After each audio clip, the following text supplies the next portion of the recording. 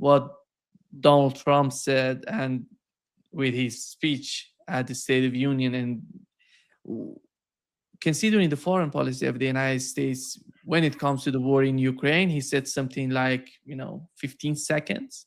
He talked about the Russia and Ukraine, then something like 1 minute about Iran, not much about China.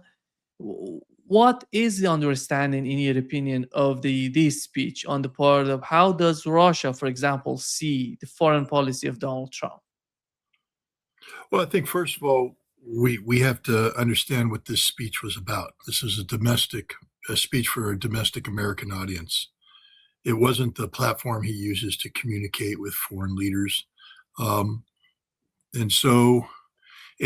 now we get into what I believe is the arrogance of Donald Trump. He's not seeking permission from the American people to do anything in the foreign policy sphere. He's not asking for their permission. He's not trying to sell them anything. He will do what he wants to do when he wants to do it. And remember, he's addressing Congress. He's not asking Congress for permission. He's basically has said Congress simply doesn't matter on issues pertaining to foreign policy. So that's why we got so little. People who were expecting him to get up at the State of the Union and declare war against Iran or lay out some detailed plan, no. It's not the right forum for that. This is not your average American president. This is a man who has stated that he functions more as a dictator. We saw evidence of the fact that his government is little more than a cult of personality, the cult of Donald Trump. And we saw that he doesn't care for the American Constitution. He doesn't care for the checks and balances. He doesn't care for the warnings that were given to all Americans when the Constitution was being debated. Again, I just encourage everybody to go out and read the Federalist Papers. Read two in particular. Read Federalist 10, James Madison, and read Federalist 51, James Madison. Federalist 10 talks about the dangers of factionalism, where the country gets divided into factions that are overcome with emotions, and they're not thinking about what's best for the country, the collective. They're thinking what's best for themselves, their faction. And the notion of a large republic was supposed to offset the danger of factions. This is the argument that Madison was making. And the best way to form a large republic is to have a constitutional republic, therefore the necessity of a constitution. Federalist 51 spoke about the necessity of checks and balances to prevent the accumulation of power in the hands of an executive from transforming what was supposed to be, a constitutional republic into a tyranny. Checks and balances means that we have three separate but equal branches of government. What you saw on display at the State of the Union wasn't three separate but equal branches of government. You saw the president openly mocking the Supreme Court of the United States, basically telling them that their ruling just doesn't matter. He's going to do what he wants to do. And there's nothing they can do to stop him because they have no army, no police force, no nothing. They can pass, we can do a finding here, and we can, make a case here and a judgment here and a ruling there.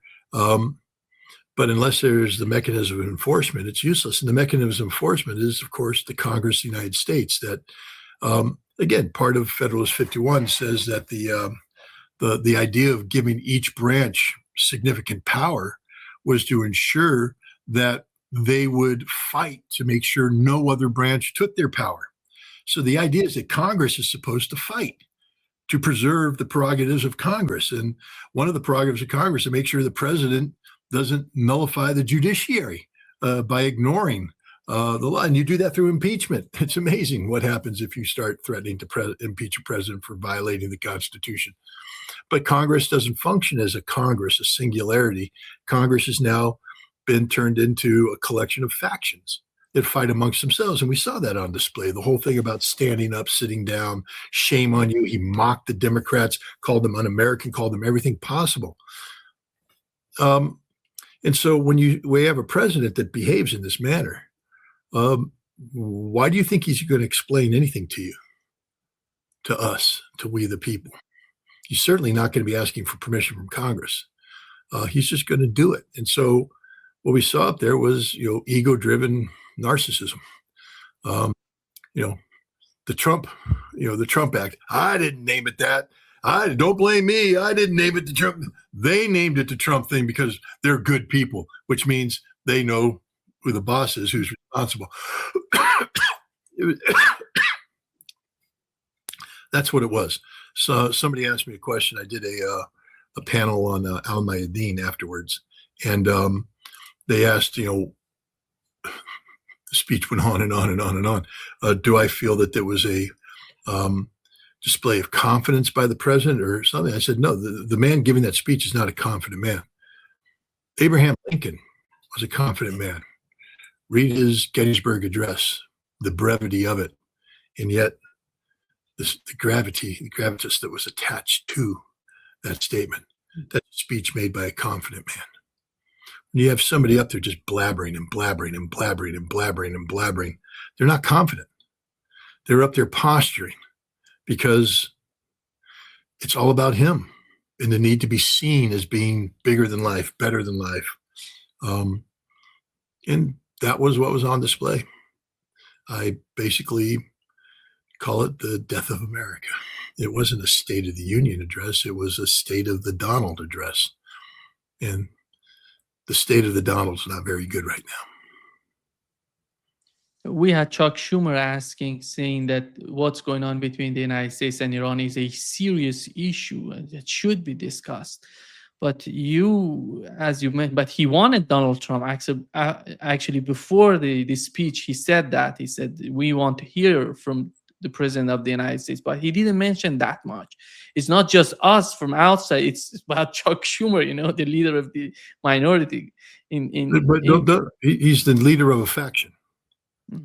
He's not the leader of a minority government because we don't function as a government anymore. He's the leader of a minority faction. Therefore, he's irrelevant. That's one of the dangers of factionalism, is that it's us versus them 100% down the line, as opposed to people working together. We may have different political opinions, but we recognize the singularity of Congress and the necessity of working together, in a government that has three separate but equal branches. Then Chuck Schumer's words resonate. They matter. He's a senator, after all, in Congress. But right now he's just a faction leader. Trump doesn't care about the other faction. It's irrelevant. Doesn't matter. What does Chuck Schumer want? He's as guilty as anybody else in creating this factionalism. This isn't a one-way street. Donald Trump didn't invent this yesterday. He's just coming in and he took a diseased system and he's taken it to its logical conclusion because, a long time ago, Congress stopped working for the presidency and parties started working for presidents of their political party. So that's the beginning of factionalism. The only thing that holds the republic together is the notion of the difference, the distinction between Congress and the presidency, where Congress still said, we matter. Today, Congress doesn't matter. Doesn't matter. They just do, the Republicans, the faction, do what the president, the cult leader tells them to do. So who cares what Chuck Schumer said? President didn't. Congress, the Republicans don't. And frankly speaking, the American people don't either, because that's one of the dangers of factionalism is we just tend to plug out. When you're not representing we the people, when you're representing a faction, a cause, an ideology, I don't really care what you think anymore, especially if I'm not in your faction. No. Scott, when it comes to the conflict with Iran, finally we've heard something from Pentagon. Because I remember during the Biden administration how Pentagon was effective, in that meeting between Donald Trump. Starmer went to Washington, talked with Joe Biden. He wanted to send long-range missiles to Ukraine to hit Russia deep inside Russian territory, which was rejected by Pentagon. And finally, we are hearing I was surprised that Pentagon, they're doing something like this under the Trump administration. And he said that General Kane said that is the war with Iran is not going to be a quick war. It's going to be a long and costly war for the United States. And Donald Trump immediately after that came out and said, "I know he tried to somehow, shape the things the way that he wants to be seen in terms of the conflict. He didn't want it to these sort of comments coming out." And he said that the general is completely agreeing that if you start the war, we're gonna achieve victory and we're gonna win this war and all of that. How do you see the Trump administration in terms of, because the war in the Middle East, we have to accept is not a simple and is not a little issue. It's a huge issue because the United States has been involved in the Middle East for many, many years in Iraq and Afghanistan and right now with Iran. It's a huge issue for American people, not only for the President of the United States. What is happening in your opinion? Well, first of all, the Pentagon hasn't said anything. Find me an official Pentagon statement, Pentagon letterhead, Secretary of War, somebody, give me a name. Who in the Pentagon said what? And we don't have a name. So the Pentagon hasn't said anything. We have media outlets that are quoting unnamed sources within ostensibly the Pentagon. But we don't know. We don't know if we know. I'll tell you what, I know that the Wall Street Journal has made up stories in the past. We know this. And we know that the Washington Post has made up stories in the past too, just manufactured out of thin air. So I'm a little hesitant when the Washington Post and the Wall Street Journal start coming out with something like this. I'd like to believe it's true because it's the only way we stop this war. It came out in Axios, but Axios is the same as it doesn't change the reality. Yeah, you're not building up my confidence exactly in the story. Yeah. You actually took it down a notch. But if it's true, this would be troublesome. First of all, you got to understand how the Pentagon works. I can't speak for the present day Pentagon. I don't work there. I don't know anybody there. But I've seen, people operating at the Joint Chiefs of Staff level. And I see how they talk. Their job isn't to make policy. They just provide, solutions to policy problems. They don't run around and say, we have to go to war against Iran. They simply say, what's the mission? What do you want us to accomplish it? And then we will look at our force structure and tell you what we need to make this happen. Now, they can say, if your objective is a quick war that achieves X, Y, and Z, we don't believe that the force structure is capable of reaching that conclusion. We're afraid that if we start, we may run out of ammunition before we run out of targets. That's a problem. And we may not be able to suppress the totality of Iran's capabilities with the forces that have been allocated to the task. That's not saying you can't go to war, Mr. President. That's not saying we don't want to go to war. It's simply saying that we have a resource problem and it could lead to other problems. And we have to put you on notice because the military's job, again, isn't to make policy, it's to implement policy. But they're professionals. So if they're told to accomplish something within the following parameters, they don't have the force structure capable of accomplishing that. They have a professionally in their duty bound to tell the president that. And so what happens is you get a statement, and I'm fairly certain, basically the Air Force, looking at the target deck, looked at the available ammunition and went, "We're going to run out of bombs before we run out of targets." If our job is to suppress, we know, historically speaking, and we can project, what the bomb expenditure rate is, et cetera, we're going to run out of bombs. Remember, we gave the Israelis a whole bunch of bombs and they dropped them all on Gaza. How do you think Gaza got to look the way it did? Well, thanks to the American bomb. which we don't have that many anymore because we gave them all to Israel. Thanks, Israel. Iran should send a thank you letter to Israel. I'm joking because, of course, Iran will never do anything to sustain or mock the crimes of genocide that Israel's, waged against Gaza and other neighbors. But my point is, Israel has drained the ability of the United States to, wage a conflict. Cruise missiles. We have a finite number of cruise missiles. And we don't have enough to match the targets. And so then what happens is you get into a race against the clock in terms of regime change, because I believe that's the goal, that's the objective. The Air Force is supposed to suppress Iran's ballistic missile launch capabilities, while other air power decapitates the leadership, sows chaos by disrupting communications, and suppresses the regime's ability to mobilize security forces to put down unrest. And the goal is to achieve the collapse of the regime and the empowerment of an alternative government that will then stop firing missiles. So it's a race against the clock.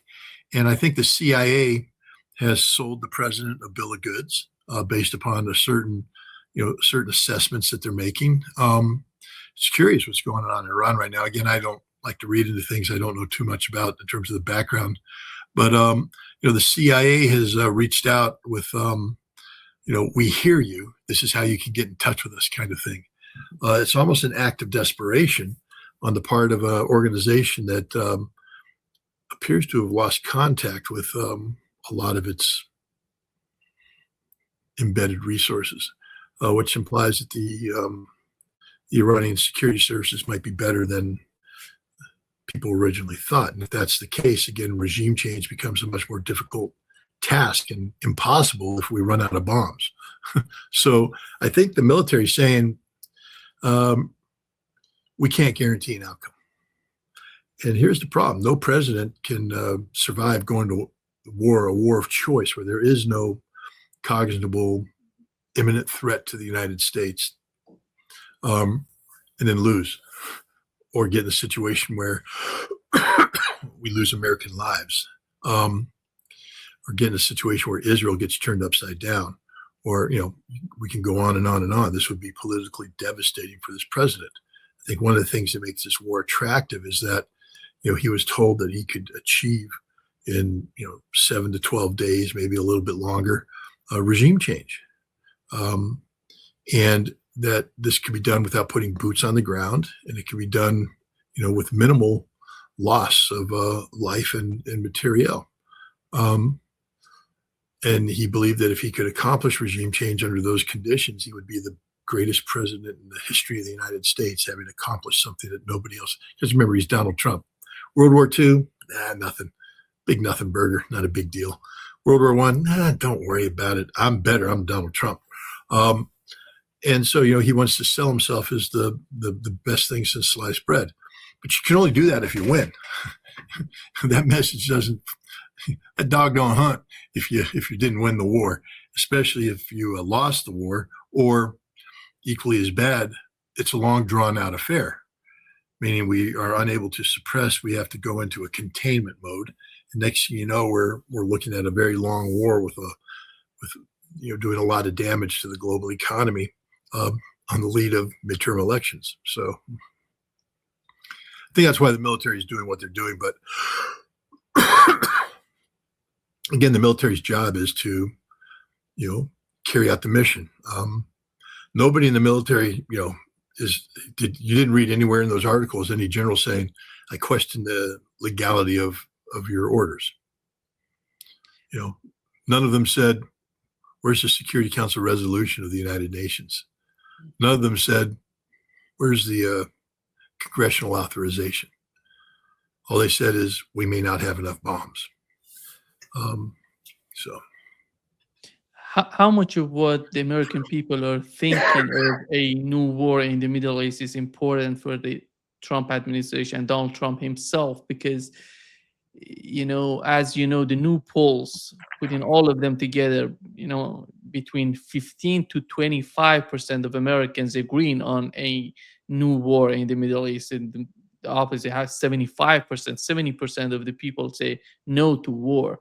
And Donald Trump himself was elected on the basis on a platform of peace and focusing on the United States, not bringing up new wars. How much of that is important for him? Well, I think he's making a gamble that says if I win this war quickly, all the naysayers will have been proven wrong. And then you'll see the numbers change. Remember, George Herbert Walker Bush, going into Operation Desert Storm, didn't have a groundswell of support amongst the American population. In fact, in the fall of 1990, when this war was being sold based upon the need to, defend Saudi Arabian oil from, Iraqi, effort to seize the eastern oil fields, the overwhelming sentiment amongst the American people is no war for oil. Remember, we're just about 17 years removed from the Vietnam War. Many of the people still that were serving at the time served in Vietnam. And the psychology of the American people, wasn't conducive to get involved in yet another Middle East Vietnam. No war for oil, no war for oil. That's why, H.W. gave his speech in Cleveland where he linked Saddam Hussein to Adolf Hitler to change the narrative of the fight. But when we won Desert Storm, because remember, when we won, we had parades in the streets. Schwarzkopf marching down, Central Avenue in New York, Broadway in New York City, ticker tape parade. We didn't come to face. We hadn't yet confronted the reality that Saddam was in power. This was problematic, and it would, our inability to remove Saddam would resonate, decades later. We had won, and there was no more political problem as far as George H.W. Bush was concerned about the decision to go to war, because we won convincingly, at least according to the propagandists. And I think Donald Trump is looking at the same thing, saying, I know they're against it now, but if I deliver a very, very quick victory, unprecedented victory that then, secures Israel and compels the Gulf Arab states to embrace the Abrams Accord, et cetera, I'm the conquering hero. And the American people will rally around me. And he's probably right, because the American people are, by and large, very simplistic people. And, monkey see, monkey do. You saw Congress last night, the Republican faction break out in the USA, USA chant. It was very childlike, totally unbecoming for Congress, but there is no respect anymore for the institution of Congress or anything else. They're factions. That's all they are, political factions. But, if Trump won the war against Iran, I can guarantee you the streets of Washington, D.C. would be full of people going, USA, USA. A scene, on a larger scale than what happened when Osama bin Laden was announced to be killed. Remember the spontaneous crowd outside the White House, USA, USA. Because we've turned war into a sporting event, and we don't differentiate between cheering on the American military and cheering on, Champions League soccer club or an NFL team or your favorite NASCAR driver. So I think this is the thinking of Donald Trump in this regard. He thinks a quick war solves everything. There will be no problems. And he's right, to be honest. If he went in and in 12 days after the conflict, the regime was gone and the missiles were suppressed, and, he would be one of the most popular presidents at that moment in history, because Americans are simplistic people, and we would have rallied around the victory. But I would say that could have happened in June 2025, not now, because now the two sides are so much prepared for that. Americans are prepared, Iranians are prepared, and we know that Iran is not alone, and at least not physically, but they are connected with Russians and Chinese, and they know what at stake for Iran. And I would say in the initial moments of the attack, if the United States decides to attack Iran would know that the attack is coming and they're gonna respond, and it could be some sort of disaster. And I don't know how much of that argument. Who are these people that are arguing that by a war, a quick war, they can achieve something? Are they really of people who have experience in that of that sort that can prove that, or they're just making based on some ideology? Because I teach at university, you know that it's different when you teach and you work in the same field. And since I do the both, I know what is the difference. It's totally different, ideologically. When you go with war and you have the experience of doing something, it's totally different. And who are these people? How much of experience do they have, in your opinion? Again, we have to be careful not to conflate fantasy with reality.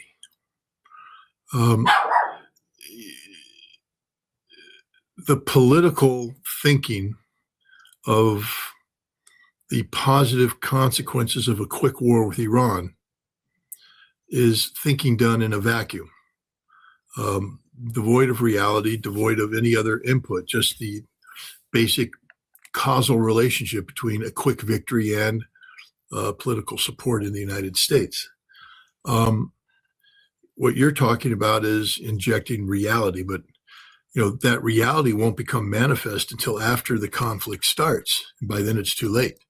What we're talking about right now is what the thinking would be in terms of Donald Trump pulling the trigger. But once you pull the trigger, all bets are off. No plan survives initial contact with the enemy, and the enemy always has a vote. I would caution people, though, not to focus exclusively on the military. First of all, I'm reading things that say, Iran may have gotten the Su-35 already. How many flight hours does that Iranian pilot have in that aircraft? Has he taken it through complex combat maneuvering? Has he trained in a realistic warlike scenario? Does he have any combat experience in the Su-35? The answer is no, no, no, no, no, no, no. He's going up against American pilots who have trained extensively and almost exclusively on doing what they're getting ready to do. Notice that none of the Pentagon people, according to the leaks, said, we can't do this. They didn't say that. They said, we don't have enough bombs to keep doing this. They didn't say, oh, we can't do this. We're not going to be able to do it. Because I'm here to tell you right now that if we had enough bombs, we might be able to do it. We're that good. I just, again, people, Scott Ritter's put out his warmongering. I don't really give a rat's ass what people think. I know what the hell I'm talking about. There's a difference between a declining superpower in terms of the overall impact that our, collective of, political, economic, and military power brings to the table. Everybody knows that we're in a world in transition, that this isn't the world that was 20 years ago. But we're not talking about that. We're talking about Iran, a nation that has been subject to stringent economic sanctions for decades, whose economy is weak, whose military has poured a lot of resources into certain things like ballistic missiles and acquiring other technology, but isn't a combat hardened force throughout. They don't have a wealth of relevant modern day combat experience. They have zero combat experience against an enemy like the United States with what we're getting ready to bring to bear. And so I would just caution people that while, yes, Iran is a very proud nation, et cetera, there's a reason why military professionals are cocky. Just to give you an example of, when we were preparing to go to war against Iraq, in 1990, we were painting the Iraqis to be 10 foot tall. I remember going to brief. I mean, one of my famous moments in life, I was I did up an amphibious assault plan to insert a multi-division size force into the Al-Fal Peninsula, and then it would then come up and swing across and threaten the Al-Zubair logistics area. In doing so, the Republican Guard, the Medina, Tawakana, and can't remember the third division, who were dug in, would have to pivot and counterattack. But in moving, they would expose themselves to interdiction by air power. And the idea was that we would destroy them while taking Zubair, destabilize, and achieve a relatively quick victory. Sort of the Marine Corps version of what we were doing, more direct action, because we don't like to just avoid fights. We like to dive right into them. But this was staffed at the major general, lieutenant general level, and then it was supposed to be briefed to the commandant of the Marine Corps, 4 stars, along with the assistant commandant and all the other 4 stars, and most of the 3 stars in the Marine Corps were at this briefing. I had written the briefing. It was my plan, but they decided that a colonel would give the briefing. But since I knew the plan and I was, had written it, on the slides that I made, I would be able to, as the conversation went, know exactly which slide to put up. So there would be no hesitation. If a question was asked, the right slide would be there. If the briefing wanted to make a point, the right slide would be there. Boom, boom, boom, boom, boom. So I'm out there and I'm doing all this. But before I went in there, the colonel who ran the Marine Corps intelligence activity pulled me aside and he said, because my whole briefing was based upon the notion that if we took out Iraqi command and control and we shocked the Iraqi forces, that they would break.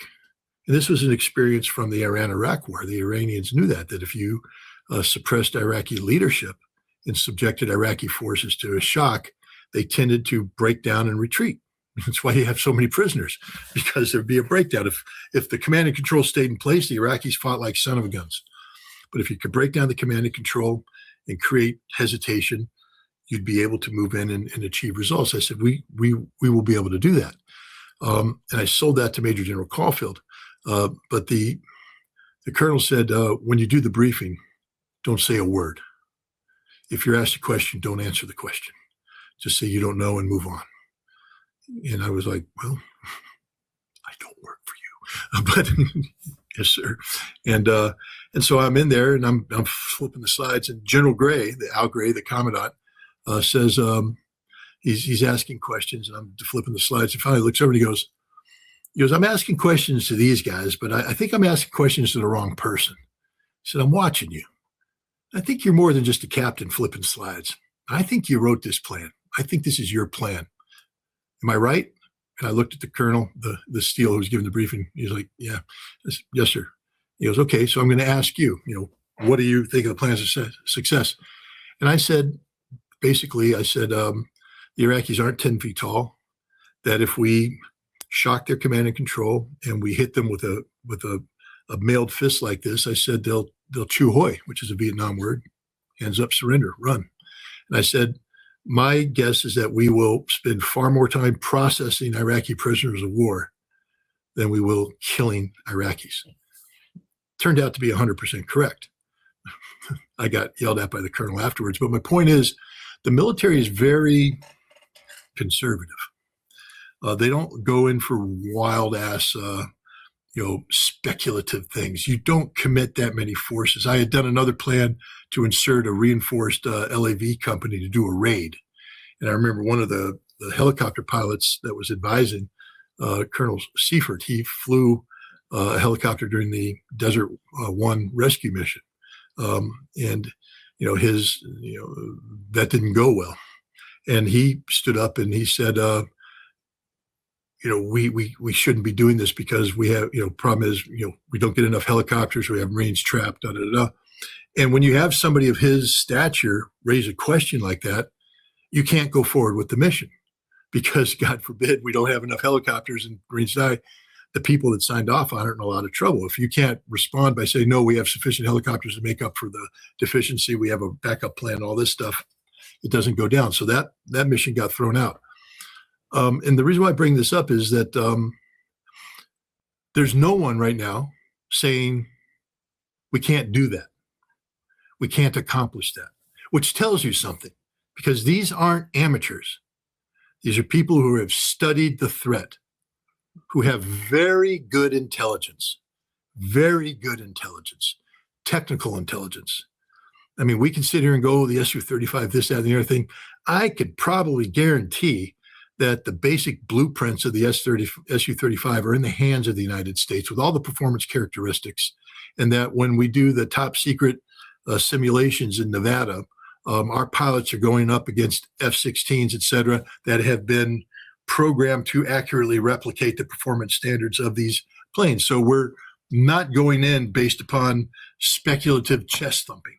We're going in because we have studied the problem, and there's a confidence that we can suppress the Iranian ballistic missiles.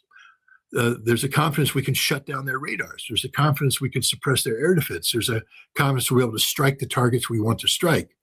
The generals aren't saying we can't do this. They're saying we don't have enough ammunition to do this.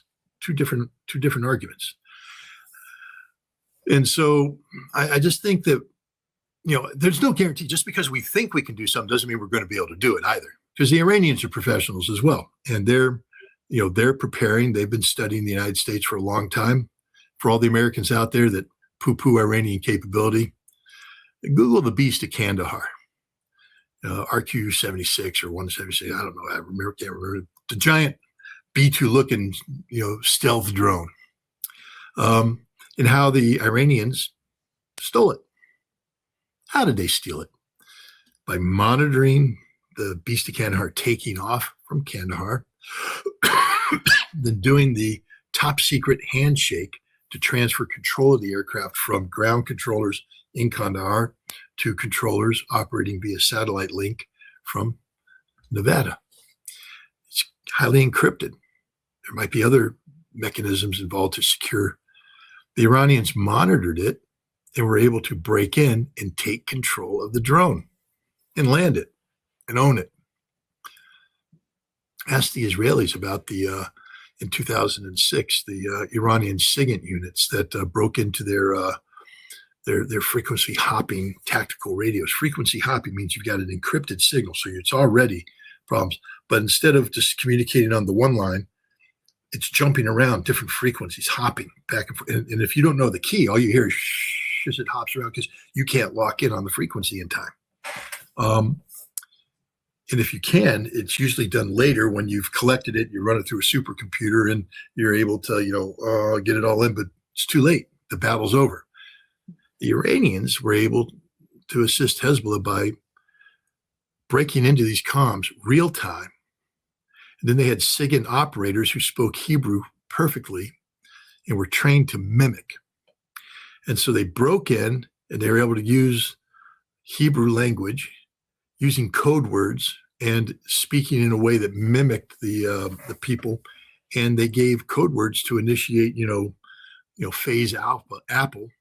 And Sayed Matkal, the elite special forces of Israel, launched an attack straight into a Hezbollah ambush. That just doesn't happen, guys. It happens because the Iranians are pretty damn good at what they do, and that has to be respected as well. And the fact that I'm saying this means the U.S. military knows this, which means somewhere there's an analyst like Scott Ritter saying this is what the Iranians are capable of doing. And yet we still are confident enough to say, no, we got this. We just don't have enough bombs. And I bring this up because I don't think the press reports are saying what the generals are saying. The press reports are saying what the reporters want the generals to be saying. But I think what the generals are saying is we can kick Iran's ass. We just don't have enough bombs to keep kicking their ass. And when we run out of bombs, then Iran will be able to hurt us and drag us into a long fight. It's a sustainability issue, not a performance issue.